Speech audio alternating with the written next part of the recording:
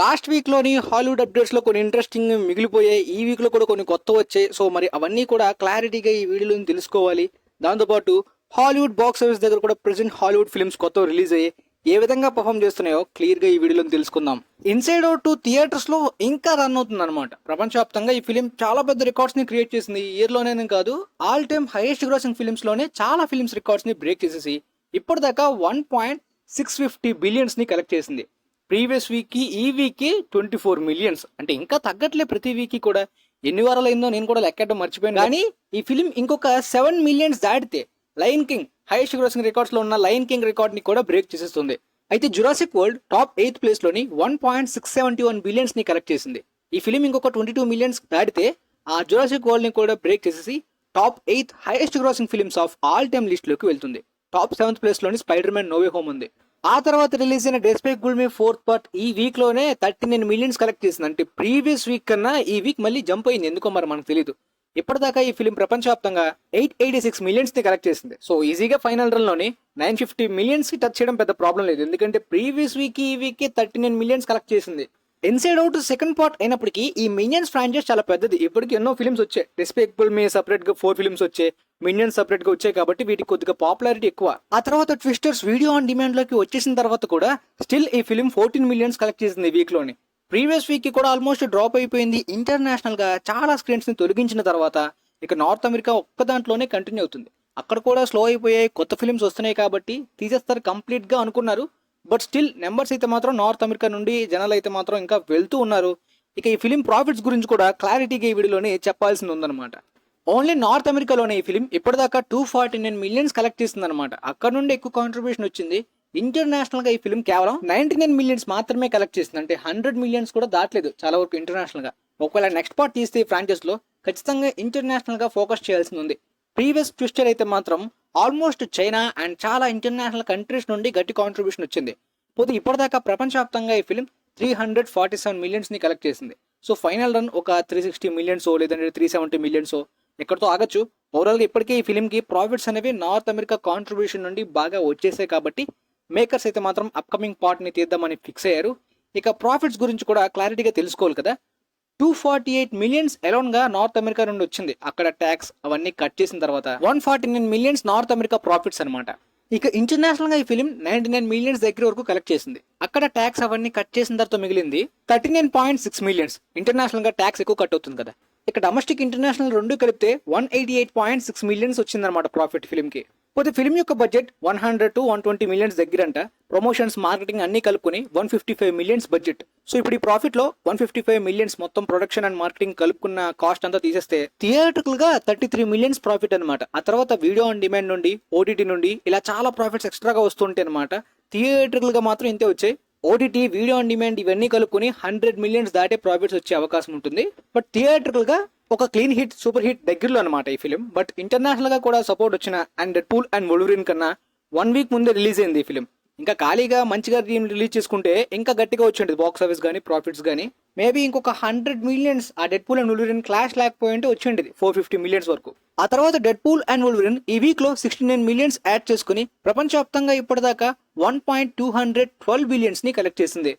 September వరకు ఈ film కి పెద్ద పెద్ద క్లాషెస్ లాంటి బిగ్ బడ్జెట్ ఫిలిమ్స్ ఏమీ కూడా ప్రాబ్లం లేదు. కాబట్టి ఫైనల్ రన్ గట్టిగా వస్తాయి అనుకున్నారు, అదే విధంగా వచ్చింది. కానీ ఏలియన్ రెమ్యులస్ మాత్రం కొంత కాంపిటీషన్ ఇవ్వగలిగింది ఇంటర్నేషనల్ గా అండ్ నార్త్ అమెరికాలో కూడా కొంతవరకు. అండ్ యాక్చువల్గా అది చిన్న బడ్జెట్ సినిమా కాబట్టి అంత ఊహించలే ఎవరు కూడా. బట్ ఈ ఫిల్మ్ కి కొంతవరకు కాంపిటీషన్ అయితే ఇవ్వగలిగింది. ఇండియాలో మరి ఎక్స్ట్రాగా ఏమీ యాడ్ అవ్వలేదు గైస్. ఈ వీక్ అంతా ఓన్లీ 1 crore మాత్రమే. 166 crore గ్రాస్ ఇండియాలో కలెక్ట్ చేసింది ఫిల్మ్. నార్త్ అమెరికాలోని 577.2 మిలియన్స్ కలెక్ట్ చేసింది కదా. అక్కడ ట్యాక్స్ కానీ థియేట్రికల్ రెంట్ అంతా తీసేసి నార్త్ అమెరికాలో మిగిలిన ప్రాఫిట్స్ 346.3 మిలియన్స్ అనమాట.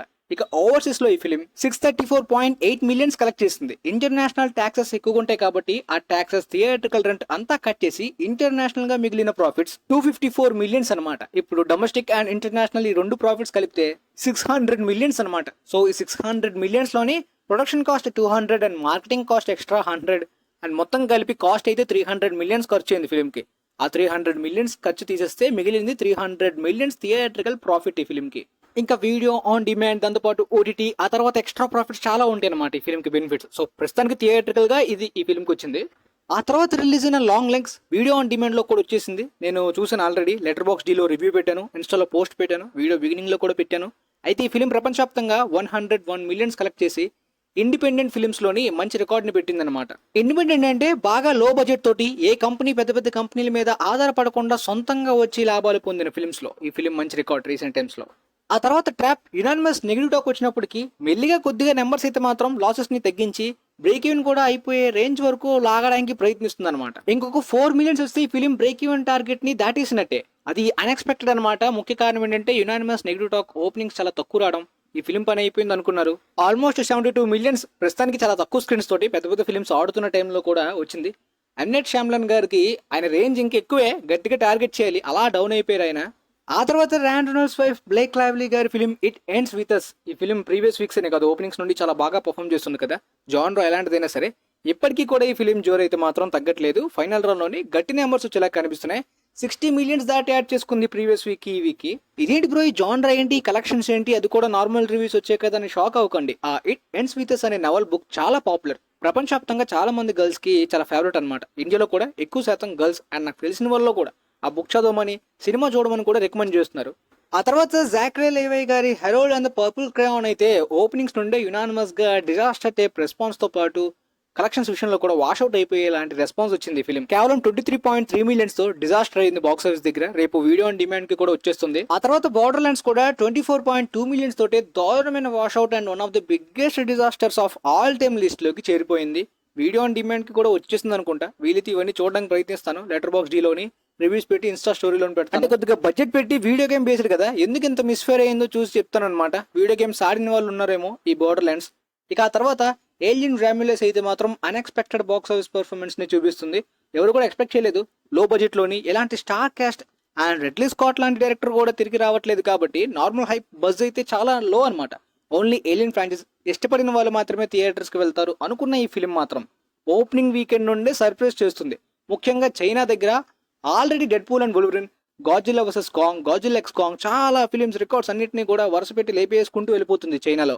ఓపెనింగ్స్ లో గాడ్జిల్లా వర్సెస్ కాంగ్ ని దాటేసింది ఆల్మోస్ట్ వాటి రేంజ్ లో. ఫైనల్ రన్ లో కూడా దాటేలాంటి వైప్ కనిపిస్తుంది. 73 మిలియన్స్ దాటే కలెక్ట్ చేసింది ఇప్పటిదాకా చైనాలోని. షాకింగ్ ఏంటంటే ఈ ఫ్రాంచైజ్ లో సెకండ్ హైయెస్ట్ గ్రాసర్ అయిన ఏలియన్ కావెనెంట్ 240 మిలియన్స్ కలెక్ట్ చేసింది అనమాట. ఈ ఫిలిం అప్పుడే 225 మిలియన్స్ 10 days లోనే కలెక్ట్ చేసేసింది. సో ఈ ఫ్రాంచైజ్ పొటెన్షియల్ గట్టిగానే ఉంది మార్కెట్ అనమాట. ప్రొమీథియస్ 400 మిలియన్స్ దాటి కలెక్ట్ చేసింది. ఆ రికార్డ్ ని ఈ ఫిలిం ఎంతవరకు బీట్ చేస్తుందో ఫైనల్ రన్ లోని చూడాలి. సో అర్థమయ్యేది ఏంటంటే ఏలియన్ ఫ్రాంచైజ్ 1980s కదా, ఈ జనరేషన్ కి అవసరం లేదు మిల్కింగ్ అనుకోవచ్చు, కానీ వీటిలో ఎక్స్ప్లోర్ చేయడానికి, అనాన్సర్ క్వశ్చన్స్ డీటెయిల్స్ ఇవ్వడానికి చాలా వరకు ఉందన్నమాట టచ్ చేయడానికి. సో అది ఈ జనరేషన్ లో టచ్ చేస్తే చాలా బాక్స్ ఆఫీస్ వస్తుంది. ఎందుకంటే ప్రొమీథియస్ కూడా 2012లో వచ్చింది. ఇప్పుడు రెడ్లీ స్కాట్ లాంటి డైరెక్టర్, ఒక స్టార్ డైరెక్టర్ నో ఈ ఏలియన్ ఫ్రాంచైజ్ అప్కమింగ్ సీక్వెల్ సరిగ్గా హైప్ తోటి బస్ తోటి వస్తే 500 బిలియన్ 600 మిలియన్స్ దాటొచ్చు కదా ఆర్ రేటెడ్ లోని. ఆ పొటెన్షియల్ అయితే కనిపిస్తుంది. మరి మూవీకి బడ్జెట్ కూడా చాలా తక్కువ పెట్టారు, 80 మిలియన్సే. పెద్ద బడ్జెట్ ఏం పెట్టలేదు ప్రీవియస్ ఫిల్మ్స్ తో మనం కంపేర్ చేసుకుంటే. సో ప్రాఫిట్స్ కూడా గట్టిగా వస్తాయి. మరి చూడాలి ఈ ఫ్యూచర్ ఈ ఫ్రాంచైజ్ లో ఇంకెన్ని ఎక్స్ప్లోర్ చేస్తారు. ఏలియన్స్ ఎర్త్ అని చెప్పి ప్రీక్వల్ గా హులు సిరీస్ రాబోతున్న విషయం మీకు ఆల్రెడీ చెప్పాను కదా. మొత్తం ఏలియన్స్ ఎర్త్ ఏ విధంగా ఉండేదో చూపిస్తారనమాట. ఆ తర్వాత బిల్ స్కార్స్గడ్ గారి ద క్రో అయితే ప్రపంచవ్యాప్తంగా ఇంటర్నేషనల్ గా ఎక్కడ రిలీజ్ కాలేదు. నార్త్ అమెరికా ఒక్కటే అనుకుంటా, అక్కడ కూడా కేవలం 2700 స్క్రీన్స్ ఇచ్చారు. ఒరిజినల్ ద క్రో అయితే మాత్రం కాన్సెప్ట్ చాలా బాగుంటుంది, మ్యూజిక్ కూడా. కాకపోతే అంత బాగా యూజ్ చేసుకోలేదా కాన్సెప్ట్ ని అనిపించింది నాకైతే మాత్రం. సో ఈ రీమేక్ లోని ఖచ్చితంగా పొటెన్షియల్ ని బిల్ స్కార్స్గడ్ లాంటి టాలెంటెడ్ యాక్టర్ తో గట్టిగా వాడుకుంటారు అనుకున్నాను. బట్ రెస్పాన్స్ అయితే చాలా దారుణంగా ఉంది. మరి ఏంటో తెలీదు. మనకి నెక్స్ట్ వీక్ ని రిలీజ్ అవుద్ది. నార్త్ అమెరికాలోని 2700 స్క్రీన్స్ అండ్ కొన్ని చిన్న చిన్న కంట్రీస్ లో రిలీజ్ చేశారు. మొత్తం కలుపుకుని 4.8 మిలియన్స్ కలెక్ట్ చేసిన ఓపెనింగ్ వీకెండ్ లో. Disaster response. పైగా ఒరిజినల్ ఫిల్మ్ లో కాకుండా ఎండింగ్ ని కొద్దిగా మార్చి సీక్వెల్స్ గురించి ప్లాన్ చేసుకున్నారంట. సో గట్టిగా మంచిగా డెవలప్ చేయాల్సింది. ఆ కాన్సెప్ట్ అయితే చాలా బాగుంటుంది గైస్. ప్రెజెంట్ జనరేషన్ లో కూడా చాలా మంది చూడాల్సిన స్టోరీ అనమాట.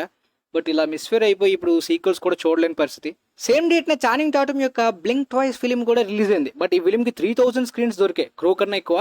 బట్ నార్మల్ జోనర్ అయినప్పటికీ ఈ ఫిలిం 14 మిలియన్స్ ప్రపంచవ్యాప్తంగా కలెక్ట్ చేసింది. బడ్జెట్ కేవలం 20 మిలియన్స్. ప్రాఫిట్స్ వచ్చేలా ఉంది. రెస్పాన్స్ కూడా, రివ్యూస్ కూడా బాగున్నాయి ఫిలిం కి. ఆ తర్వాత No Way Home director Jon Watts గారు డైరెక్ట్ చేస్తున్న కామెడీ థ్రిల్లర్ అయిన బ్రాడ్ పిట్, జార్జ్ క్లోనీ గారి ద వుల్ఫ్స్ ఫిలిం సెప్టెంబర్ 27న యాపిల్ టీవీలో రాబోతుంది కదా. అంతకుముందు థియేటర్స్ లోకి రాబోతున్న ఈ ఫిల్మ్ అనేది ఎంత బడ్జెట్ లో తెరకెక్కిందో మనకు తెలియదు. నార్మల్ జోనరా ఓటీటీ ఫిల్మ్ కదా, కానీ బ్రాడ్ పిట్ గారు 35 మిలియన్స్ రెమ్యునరేషన్ తీసుకున్నారంట. దాంతో పాటు జార్జ్ క్లూనీ గారు కూడా 35 మిలియన్స్ తీసుకున్నారంట. ఇంకా డైరెక్టర్ జాన్ వాట్స్ 15 మిలియన్స్ తీసుకున్నారంట. ఈ ఎంత కలుపుకునే మొత్తం బడ్జెట్ శాలరీస్ కే 85 మిలియన్స్ అయిపోయింది. ఇక మొత్తం బడ్జెట్ ఎంతో మనకు తెలియదు. యాపిల్ టీవీ స్ట్రీమింగ్ ద్వారా ప్రాఫిట్స్ ఎలా వస్తే ఎక్కువ వస్తాయి అనుకోండి. కాకపోతే బ్రాడ్ పిట్ గారు రీసెంట్ గా డిమాండ్ పెరుగుతుంది. అప్కమింగ్ F1 ఫిల్మ్ కి కూడా ఎక్కువ శాలరీ తీసుకుంటున్నారు. జార్జ్ క్లూనీ గారు మీలో చాలా మందికి తెలియకపోవచ్చు, బట్ ఆయన కూడా one of the highest paid actors list లో ఉన్నారు. అంటే కొత్తగా హాలీవుడ్ స్టార్ట్ చేసిన వాళ్ళకి తెలియకపోవచ్చు, లాక్డౌన్ కు ముందు ఆయన ప్రతి ఇయర్ కూడా హైయెస్ట్ పేడ్ యాక్టర్స్ లిస్ట్ లో ఉంటారు. ముఖ్య కారణం ప్రొడక్షన్ లో కూడా ఆయన ఇన్వాల్వ్ అవుతారు కాబట్టి. వీళ్ళిద్దరూ కలిసి ఓషన్స్ 11 లో ఇంతకు ముందు కనిపించారు, మళ్ళీ ఇప్పుడు కనిపిస్తున్న కాంబో. ఆ తర్వాత టామ్ క్రూజ్ ఫ్యాన్స్ కి ఒక అద్భుతమైన న్యూస్. ఈ న్యూస్ వినగానే నేను పిచ్చ హ్యాపీ అనమాట. రెవెనెంట్ డైరెక్టర్ అలెహాండ్రో ఇనరిటో గారు చాలా గ్యాప్ తర్వాత బార్డో అనే నెట్ఫ్లిక్స్ ఫిల్మ్ తీశారు. ఆయన మెయిన్ స్ట్రీమ్ ఫిల్మ్ తీలే, బట్ ఇప్పుడు ఆయన ఒక మెయిన్ స్ట్రీమ్ ఫిల్మ్ ని టామ్ క్రూజ్ లాంటి యాక్టర్ తోటి ఒక అద్భుతమైన ప్లాట్ తో రాబోతున్నారు అనమాట. అంటే according to the plot, most powerful man in the world, చాలా పవర్ఫుల్ పర్సన్ అయితే మాత్రం అతని సృష్టి వల్ల మొత్తం అంతా నాశనం అవ్వక ముందే అతను హ్యుమానిటీకి సేవియర్ గా ప్రూవ్ చేసుకుందామనే ట్రై చేస్తాడంట. ఆ టైప్ ఆఫ్ ప్లాట్. ఈ క్యారెక్టర్ కి టామ్ క్రూజ్ గారు ఒక్కరే సూట్ అవుతారు అనే టైప్ లో ప్లాట్ డిజైన్ చేశారంట. మొన్న ఒలింపిక్ అయిన తర్వాత లాస్ట్ సెరమోనీకి ఒక బిగ్గెస్ట్ స్టంట్ చేసి టామ్ క్రూజ్ గారు ఒక్కరే హాలీవుడ్ యాక్టర్స్ లో ఆ హాలీవుడ్ టైటిల్ బోర్డ్ ని టచ్ చేసిన పర్సన్ గా రికార్డ్ ని పెట్టి, అండ్ ఒక బిగ్గెస్ట్ స్టంట్ తోటి చాలా మంది ఒలింపిక్స్ లో ఉన్న స్పోర్ట్స్ పర్సన్స్ కి కూడా ఇన్స్పిరేషన్ గా మారారు. కాబట్టి ఈ క్యారెక్టర్ బాగా సూట్ అవుతుందని, దాంతోపాటు ప్రీవియస్ గా అలెహాండ్రో ఇనరిటో గారి ద రెవెనెంట్, నా ఆల్ టైమ్ ఫేవరెట్ యాక్టర్స్ లో ఒకరైన లియోనార్డో డికాప్రియో గారి ఆస్కార్ విన్ అయిన మూమెంట్ ద రెవెనెంట్ ఫిల్మ్. అంతకు ముందు బర్డ్మ్యాన్ ఫిల్మ్ కూడా మైకిల్ కీటన్ గారికి ఆస్కార్ నామినేషన్ వచ్చింది. సో ఇప్పుడు ఈ డైరెక్టర్ సేమ్ టామ్ క్రూజ్ లో కూడా అలాంటి స్ట్రాంగ్ పొటెన్షియల్ ని కూడా ఎలా తీస్తారో చూడాలి. ప్లాట్ వింటుంటే మాత్రం గూస్ బంప్స్ వస్తున్నాయి పర్సనల్లీ నాకైతే. ఇంకా జెసిప్ లెమోన్స్, రిజ్ అహ్మద్ లాంటి టాలెంట్ యాక్టర్స్ కూడా ఇంకా చాలా మంది కాస్టింగ్ లో ఉన్నారు. పోతే టామ్ క్రూజ్ గారు రీసెంట్ గా వార్నర్ బ్రోస్ తో కొలాబరేట్ అయ్యారు కదా. ఈ ప్రాజెక్ట్ వార్నర్ బ్రోస్ డిస్ట్రిబ్యూషన్ లోనే రాబోతున్న ఫిల్మ్ అనమాట. అది కన్ఫర్మ్ అయిపోయింది. మరి చూడాలి ఫ్యూచర్ లో ఇంకా ఎలాంటి అప్డేట్స్ వస్తాయో. ఆ తర్వాత అవెంజర్స్ డూమ్స్డే కి అండ్ సీక్రెట్ వార్స్ కి డైరెక్టర్ రూసో బ్రదర్స్ గారు అనే న్యూస్ విన్నర్ జాక్ స్నైడర్ గారు అయితే వాళ్ళు చాలా టాలెంటెడ్. ఈసారి కూడా కొత్తగా కూల్ గా మళ్ళీ ఏదో ఒక మంచి పని చేయబోతున్నారు. నేను చాలా ఎక్సైటెడ్ అన్నట్టు ఆయన రెస్పాన్స్ అయితే రీసెంట్ గా తెలిపారనమాట. ఏం లేదు, ఆయన రియాక్షన్ విన్నాక నాకు అనిపించింది అంటే ఒక మేమ్ గుర్తొచ్చింది. వాళ్ళు బానే ఉంటారు, మధ్యలో ఫ్యాన్స్ అనమాట.